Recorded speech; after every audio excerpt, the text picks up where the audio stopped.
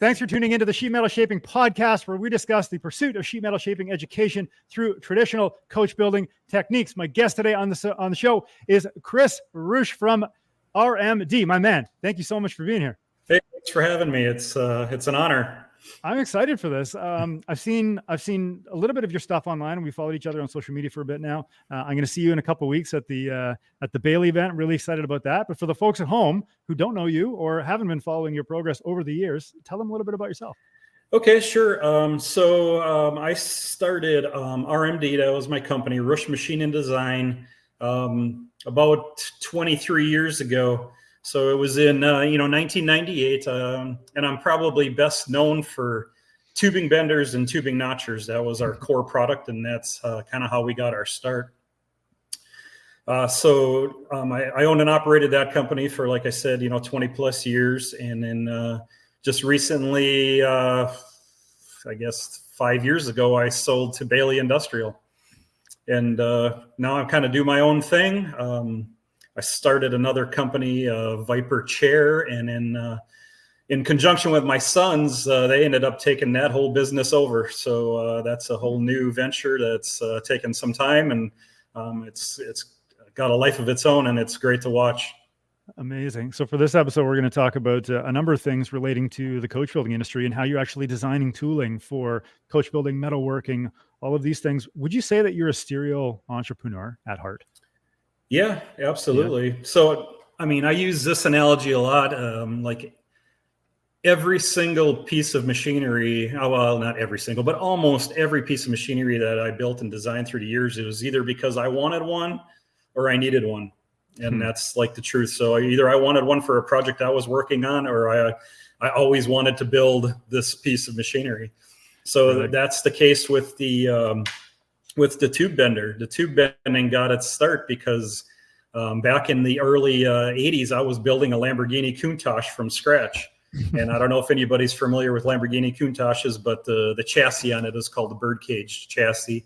And it's a tube structure. Nowadays you see it on trophy trucks and stuff all over the place. But back then it was kind of a work of art. It was a marvel. But on that chassis, there were not many, a handful of tubes that needed to be bent. Almost every other tube was notched. So, what do I do? I'm like, well, I'm making this car. I need to bend these tubes. So what do? I designed a tubing bender to bend the tubes that I needed to build the car. And that's the truth, So it's kind of a crazy story, but that morphed into my business. And I'm like, if I needed this machine to do this, plenty of other people around the country are going to need this machine to do this too. And this is all pre-internet days. So I didn't even know if another tubing bender company existed, all you had were magazines. That's it. There was no internet, no anything. So, but I ended up working out pretty good. And then, throughout the years, I was also working part-time for a friend of mine, Mark Gerisch, and he was building Cobras, 427 Cobras, 289 Cobras from scratch. And this is pre-company. Before I started my company, I was working for him.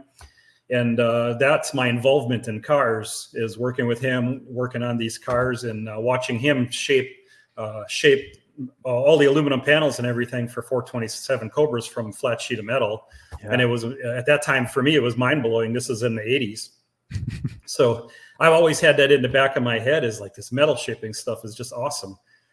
So I started progressing on my Lamborghini. Mark actually made the whole front clip for it, all out of aluminum. Oh, no way.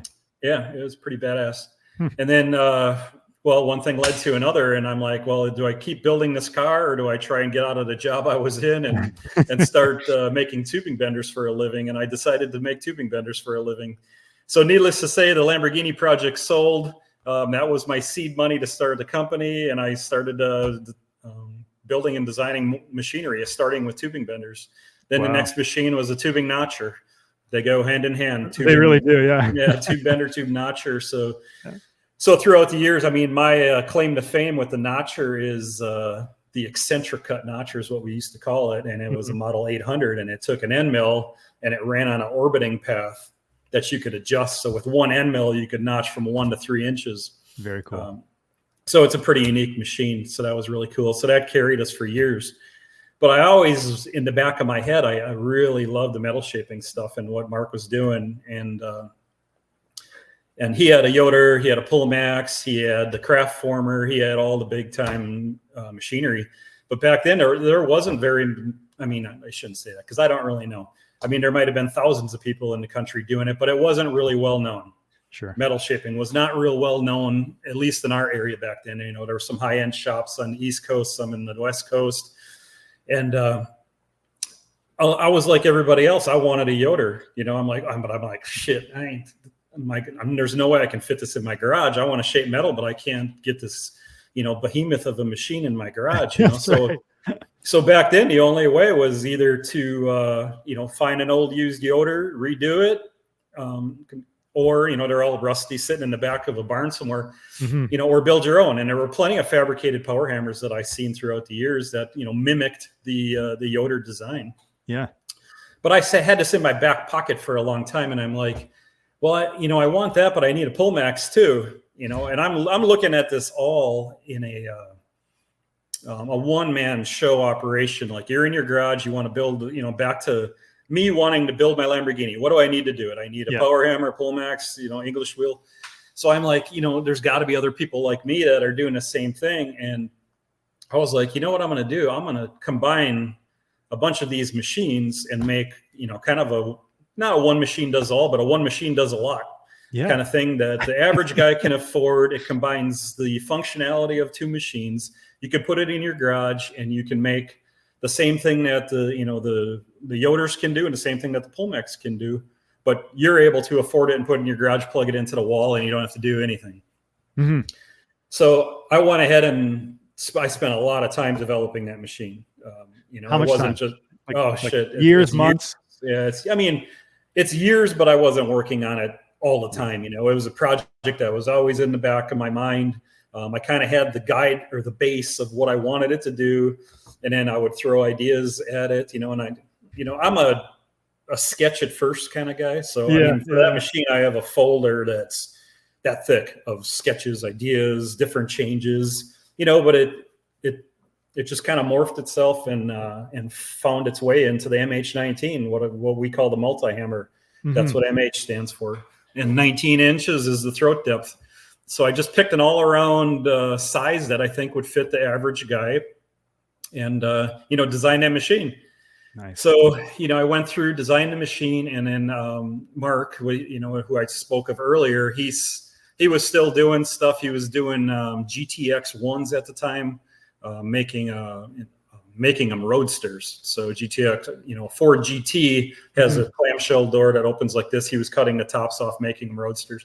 Yeah. But he was doing several custom ones at the time that were wide body kits, and he was you know, making wide body fenders and stuff for. So I built the first MH-19 and I brought it to him to beat it up, you know, like, you know, here you go. So here's the machine, you know, and he tore it up, found the weak links, and we just kept evolving the machine until it turned into what, you know, what we felt, or I felt comfortable with selling it to do all these functions. I saw a clip online and it was Mark. Mark's coming on the show, by the way. He's coming. Oh, great. Yeah. I know you say that you ask everybody who to get on, and that's who I was going to tell you to have on. I love it. He's got so much talent. I've seen a few of his clips online and I'm just like, oh my gosh. I mean, he doesn't have a huge social media presence. At times he does, but you know, he's always doing cool stuff for sure.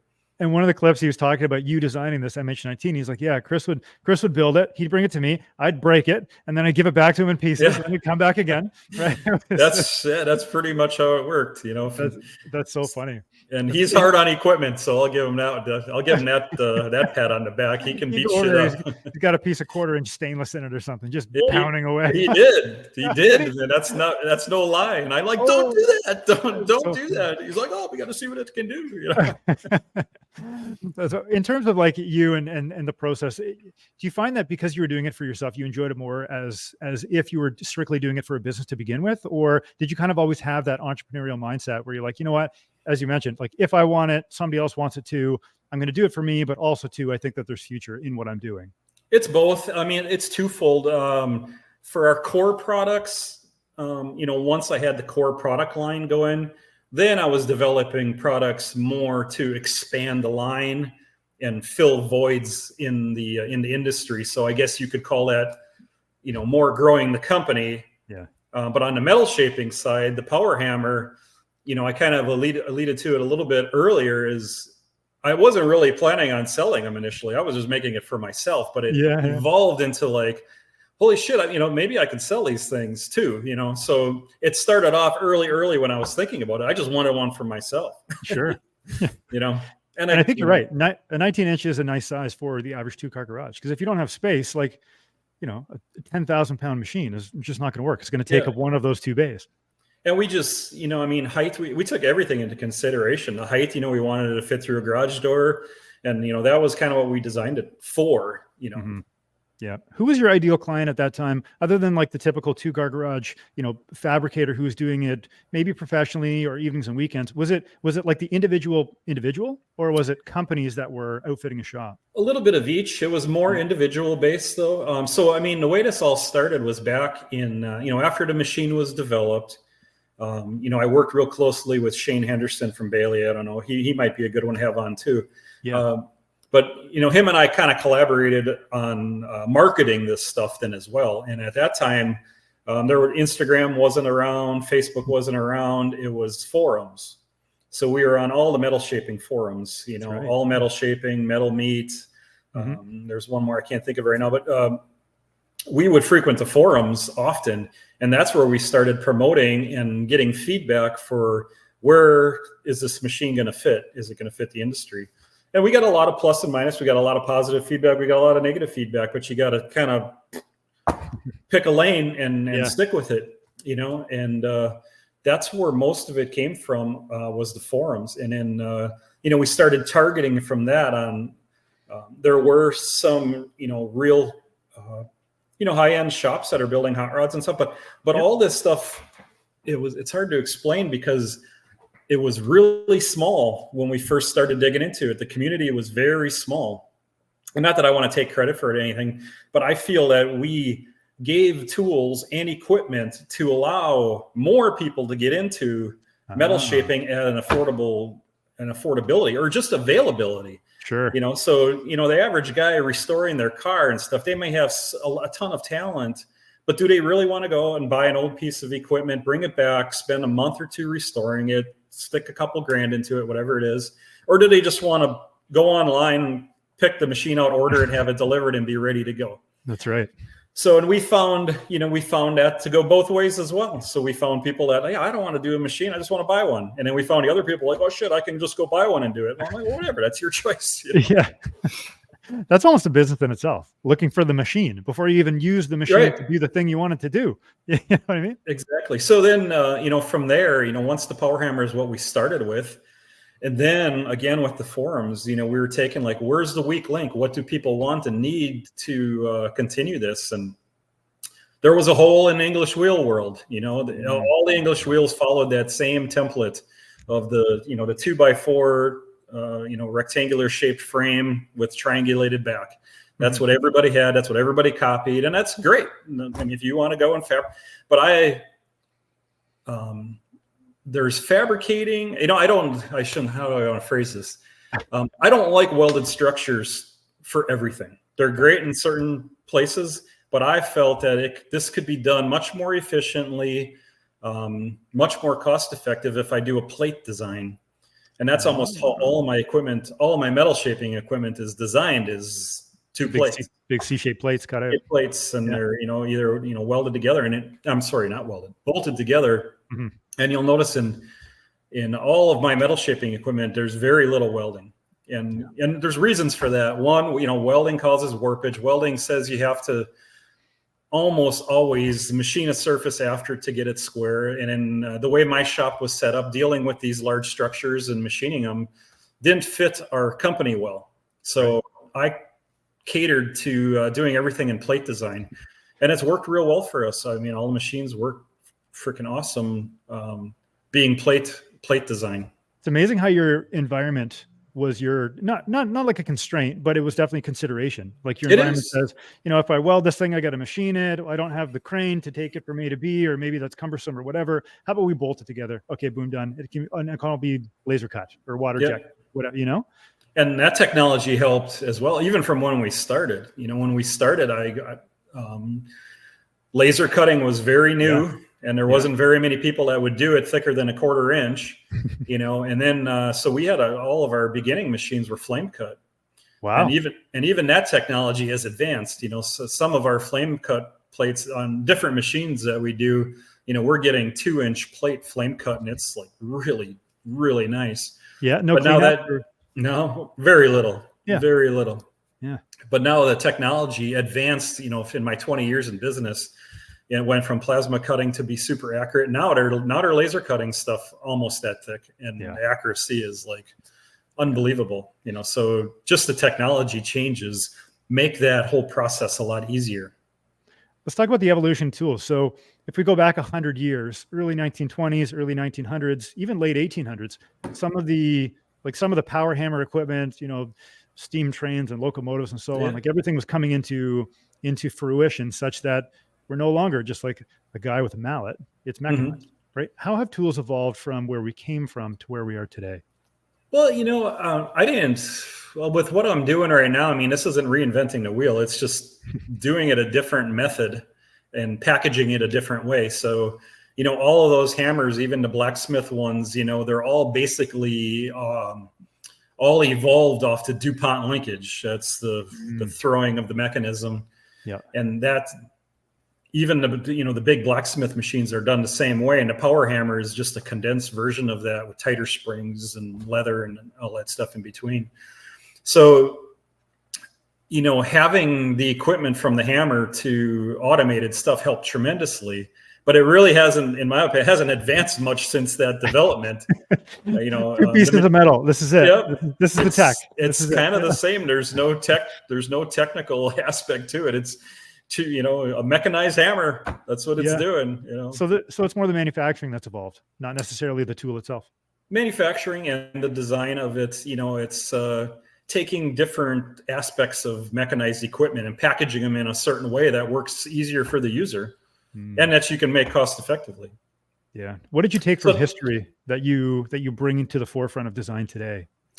Well, actually, I wish I could do stuff like they did in history, so they could throw a lot of labor at stuff and it didn't matter. So if you look at everything in the old days, all the castings and stuff that were elegant designs, and even just the simple flywheel would have an elegant rib design, I'd love to bring some of that stuff back, but we kind of went backwards in the foundry aspect right now. Now it costs more money to make stuff via foundry, where I could just machine it out of a chunk of steel for cheaper than I could have a pattern made, have a bunch of castings made, so I think, did it evolve in a negative? I guess that's for the beholder. But I do love the old machinery style. I still do, where, every machine in the old days was a cast work of art. And to do that efficiently now, unless you're making millions of the same thing, it's very difficult. Mm-hmm. Especially with North American labor. We're in a very different economy over here than what you would have offshore. Yeah, definitely. And the other biggest advantage, I didn't really mention, well, I kind of did, the technology of lasers and things like that has helped tenfold. But the other one is CNC equipment. Yeah. What you can do now with a vertical mill and a turning center is just amazing. Yeah. And, it blows my mind to this day on the stuff that we can make. I started, I got to look back at my, in 1985, 86, I was running manual equipment, right out of high school, working for another company. So we didn't have any CNC machines, and we built some really amazing stuff with all manual equipment. So I was, kind of born and raised on a Bridgeport and manual and a manual lathe. So I know what it's like to do stuff the old way. That's right. And then once you get CNC equipment evolved, I'm like, oh my God, I can't believe I did it that way back then. your skills, though, those are skills that somebody running a CNC piece today may not have, because they just didn't have that, that 20-year gap between when you get started, manual tools versus computer control today. They just don't have that. Yeah, exactly. I know. Yeah. But, I cherish all of the knowledge that I've gained through the years, because, sometimes I can, look at something and I'm like, could I make it on CNC? Yeah. But then sometimes it doesn't make sense. Sure. You know, if I'm just making one or two, I'm like, well, I'm not going to tear down that setup to make this one thing. I'm going to go make it on the manual machine. Yeah. What have been some of your favorite tools to build and design over the years? You talked about the MH-19 and the tubing bender that got you going. Would those be the best, or is there something? Well, I mean, I have a couple that I hold in high regard, and one of them is the powerhammer, because I feel we really did offer something that didn't exist for a long time to people. And then the latest one that I did is the 4x2 rectangular bender. I really hold that one in high regard. Again, and that was a machine I always wanted, and it was for bending chassis rails. Yep. That's Mike Wagner's all about that right now. Yeah. So, he's all about it. Yeah. So that machine, that one is the one that I guess I hang my hat on right now. Yeah. Total research and development time on that to get it to where you wanted it. Oh, well, that one almost killed me. That was, you know, I'm going to say 2 years from developing to having a done machine. But man, that one fought me right to the bitter end to get almost threw in the towel on it. Like, okay, it's not going to happen. But I just stuck it out, kept going, kept changing. And then I was able to get it to work like I wanted it to. And then it was a good feeling. And now now I know it's proven, because, you know, I got, 3-4 really good friends and customers of mine that have them, and just seeing what they're knocking out for people, it's a huge pat on the back to me. I think it's awesome. I would think so too. Like seeing photos of, oh, that's the chassis that my equipment just created. Yeah, I know it is. Amazing. And the worst part about it is when I sold the company, I didn't take one of those machines. So now I have to use one of those guys to bend the stuff for me. So. You didn't get that in your package? I should have. I kind of screwed up there. But. That's right. In terms of the people that are using their equipment, what are they saying about your stuff? I hear mostly positive. Mostly positive. The only negative stuff I get, is you got two camps. You got the Yoder camp that are authentic old equipment, and there is nothing on the planet that's any good except that. And I'm like, that's fine. I don't have a problem with it. And and I get it a lot, from the hardcore people. Well, it's not a Yoder. I'm like, it was never intended to be a Yoder. Yeah. And you think but mostly it's 99% positive though. It's all good, and and I love it. So let's talk some of the challenges with the rebuttals against the Yoders and the Pettingels and the pullmaxes of the world versus what you guys have created, both under RMD and under Baileigh. Like what are some of the challenges that you guys have been up against going through that gamut? Well, like I said, early on in the forum days, we didn't have any competition. We were the only one coming to market.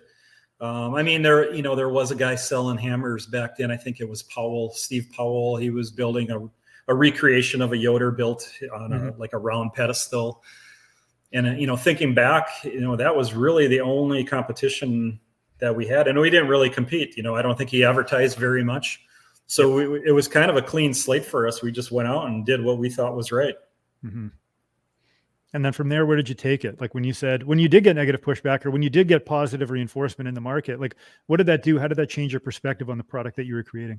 Well, I always, I wanted the stuff to be used. So just sitting there in a picture in a catalog is one thing, but it has to get used, abused, and proof that it does what it does. And I got confirmation of that time and time again, with Mark's machine. He was making stuff. And then Mike Wagner, he's another testament to it. His shop is, 80% Baileigh RMD equipment. Yeah. And look at the stuff he makes. So, I don't need much more reinforcing than what Mike does. And then Kyle Yoakum too. I mean, he's another one. He has his machine tattooed on his arm. Does he really? He does. Oh my gosh. I'm loyal, but Jesus. Well, we had both those guys, Mike and Kyle, on the show, and Kyle's episode was audio only. And if it had been like video like this, I would have had him show the tattoo. Right. But those two guys were instrumental in the push of the product and knowing that it was worthwhile. Yeah. And seeing what they do, and then. We knew it worked because they were using it, and then we pushed it from there. We're like, all you have to do is go look at their Instagram and see what they're making with it. That's your proof. It's a sea of yellow in the shop. Yeah, just the yellow C frames everywhere, right? Exactly. Yeah. When they were using the tooling, did they have any issues like Mark had in the early days, or were they pretty smooth sailing? There was always a hiccup here and there, and was very rarely that it was something, majorly structural. A lot of times it was small things. These machines are trying to kill themselves. So I would use off-the-shelf electrical boxes. Well, the screws on the electrical box would back off, or the switch couldn't take the abuse and the switch would fall apart inside.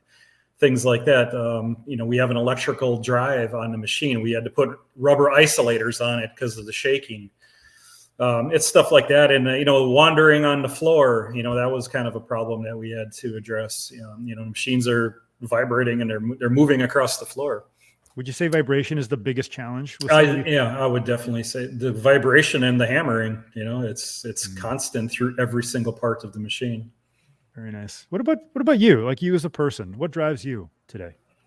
Just staying busy. I like to be creative yet, so like I mentioned earlier, Vyper Chair, that was fun. And that was kind of an accident. I wanted a shop chair for myself. So, I designed a heavy duty shop chair for myself, and my son was just done with college at the time, and he was looking for a venture to take on. And he's like, "Dad, man, I can sell these things." And I'm like, "Cool." So, we sat down and I redid it and made it into a saleable piece of equipment. And, they took off and ran with it. Can you describe a Vyper Chair for somebody who hasn't seen it yet? Sure. Vyper Chair is a work of art. First of all, it's beautiful. So it's a structure that you can tell I was involved in, because it's made up of a really nice billet aluminum piece with stylish truss style arms, a rolled foot rail made out of stainless, large industrial casters, height adjusting mechanism, a heavily upholstered seat that can take abuse with a comfortable backrest. Nice. And it's kind of meant to be in the shop. So it rolls over zip ties and extension cords and things like that, and it's comfortable.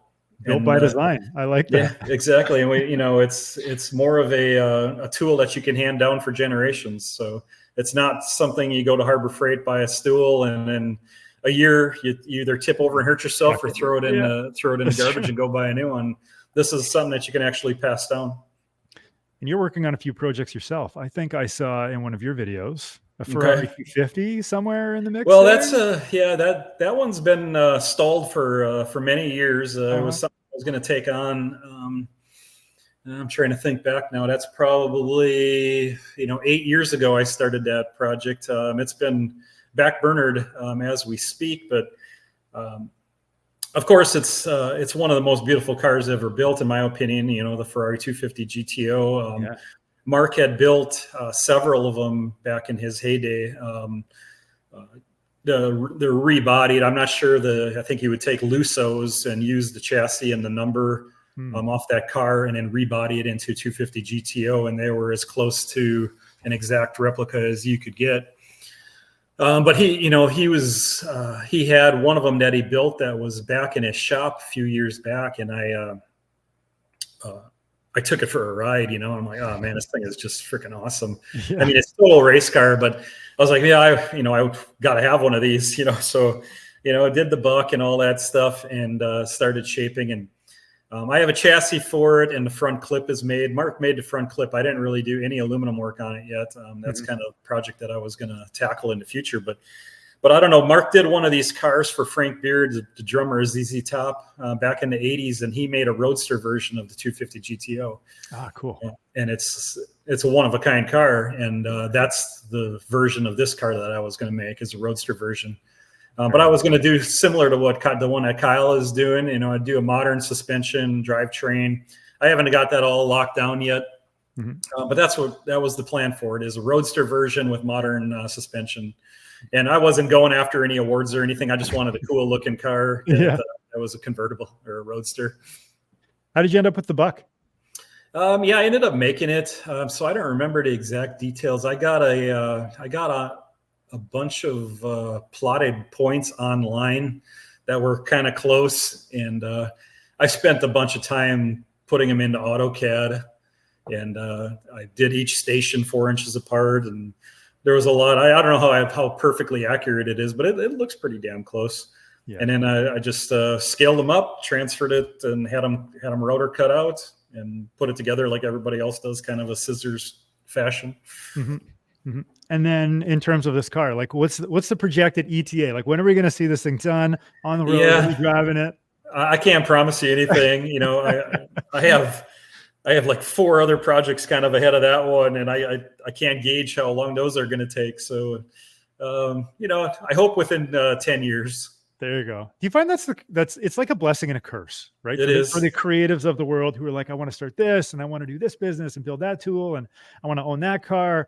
Do you fall into the same trap as everybody else who? Yeah, I mean, the trap I'm in right now is, you know, I probably could be getting further on a lot of this stuff if I would have kept my shop and my business, because I could throw a bunch of guys that I had working for me on stuff and get shit done. Now I'm a one-man show, so it's like, man, it takes forever to get some things done sometimes.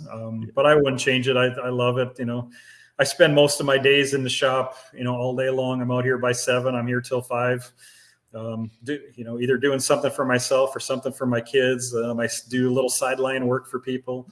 But I'm always farting around with something. If I get bored with something, I shift gears and go in a different direction. Yeah. As we wind down here, what's going to be next for you? What's the next 12 months look like for Chris? Well, I'm in the process of something right now that your listeners might be interested in. Is I'm currently 99% done with a new flanger design for an automated flanging machine. Nice. So so that's in the works, and that's going to be coming up. So keep eyes on my Instagram as I feel ready to put something up on there. I will, and we'll see what goes. I'm looking at building a handful of these things, and I'd like to build one first for myself, test it kind of like my same process I did with everything else. Build one, test it, make sure it does everything I think it's going to do, and then you know, I'm going to sell a handful of these things. Don't give it to Mark. He'll smash it. Don't give it to him. Yeah. I'm sure one of them will end up there. You're probably right. For abuse test. Yeah. That's right. That's right. Oh, man, this has been so much fun. You know, just from the side of the mic, meeting you for the first time online here and having a, you know, 30-minute conversation. It's flowed so naturally. You're such an easy person to talk to. Oh, great. Thank you. Your depth goes, you know, beyond everybody that I've spoken with, Kyle Yoka, Mike, all these guys, they're all like, you have to get Chris on the show. He's just got so much knowledge and so much intuition about the industry and about tool design and about all the things that go into it. So I've had a blast. Thank you so much. Me too. Thanks a lot. Where can people find out more about you? Yeah, I do almost everything on Instagram. So if you want to go to my Instagram account, it's got it on the tag underneath there. It's at Chris_Rusch. And if I do anything cool, that's typically where I put it up. Amazing. Awesome. Well, thanks for checking out the podcast today. Don't forget to like, share, follow, and subscribe. And we will see you guys on the next episode.